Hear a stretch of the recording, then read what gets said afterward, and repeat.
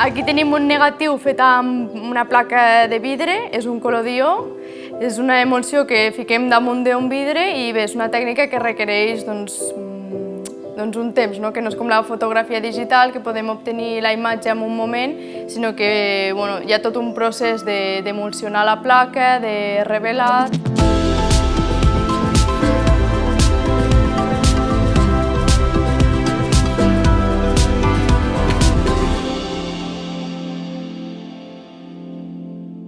Els primers suports fotogràfics que es van utilitzar van ser el metall, que es feien les plaques metàl·liques amb els que s'obtenien els daguerrotips, el paper i el vidre. El vidre en els seus inicis era un suport que cadascú es feia de manera individual i eren unes plaques de vidre molt primes i molt irregulars, el que feia que fossin molt fràgils.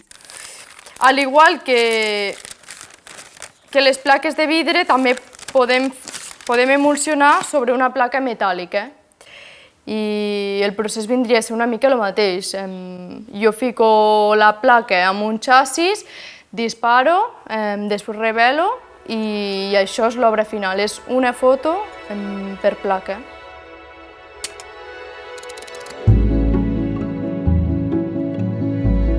La càmera no té cap element elèctric per funcionar i és totalment mecànica, per tant, a dia d'avui aquesta càmera la podríem fer funcionar.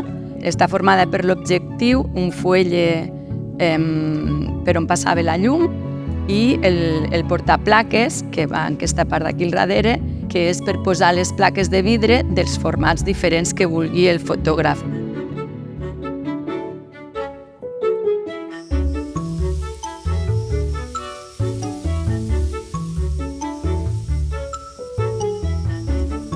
És important la persona a qui fotografio perquè al final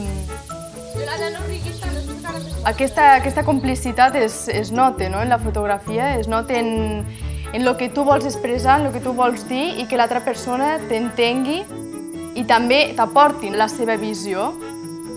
I això és complicat d'unir-ho. Vale, quieta. 1, 2, 3, 4...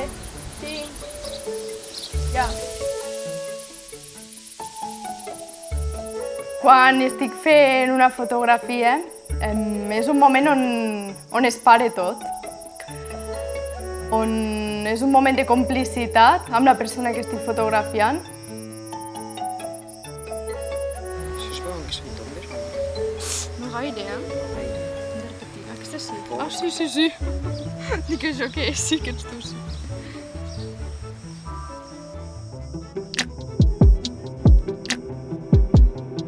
La fotografia que acostumava a fer-se en aquella època era, igual que avui, tenien les mateixes necessitats de capturar la realitat que nosaltres, el que passa que el fet de ser una tècnica cara i no molt pràctica, doncs el volum de fotografies que es feien eren molt menys. Però la tipologia sí que era la mateixa, des dels retrats d'estudi, que pot ser el que era més extès, fins a la fotografia de premsa, fotografia social, d'esdeveniments socials, fotografia artística, monumental, de reportatges de monuments emblemàtics de les diverses ciutats. Aquest tipus de fotografia que actualment també existeix, també es feia abans amb una quantitat inferior.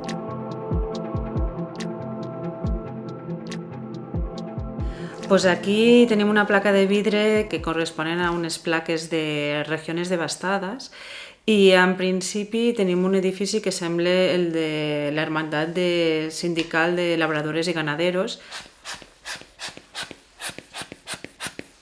però moltes vegades ens trobem sorpreses perquè aquí en aquesta caixa hi ha Aitona, hi ha Torres de Segre, hem trobat una caixa on tot eren plaques de vidre de l'interior del Teatre Principal de Lleida dels seus inicis i la veritat és que les imatges que veus aquí són màgiques. Els principals reptes per la conservació d'aquesta tipologia de fotografies és, en primer lloc, el de la conservació física de l'original, que no es trenqui. El vidre és un material molt delicat i en la seva pròpia manipulació hem de tenir molta cura de no trencar-lo, de no ratllar-lo.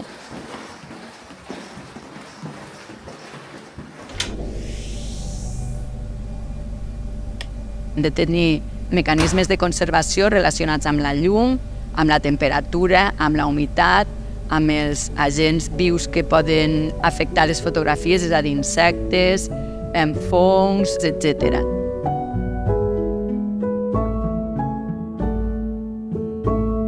El procés de revelat també és un moment on s'atura el temps, on vaig al laboratori, a l'habitació fosca i el temps es para. És un moment de tranquil·litat, però també és un moment de molta tensió, no? De veure què passarà. Em falta. I al final també és això el que m'agrada, no? Aquesta tensió i aquesta intriga de m'ha sortit bé o no ha sortit bé, què sortirà. Ara s'està fixant. Haurà quedat bé, haurà quedat bé.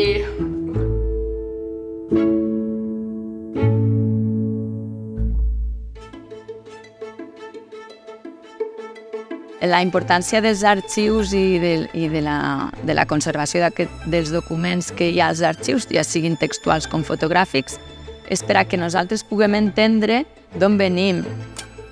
El que està passant actualment és un reflex d'on venim i per saber allà on volem anar o allà on no volem anar, hem de ser molt conscients del que ha passat i el que ha passat no ho podem donar per bo, que ens expliquen, sinó que podem anar als arxius i veure documents en paper i fotografies que mostren fets de la nostra història que no podem permetre que es tornin a repetir.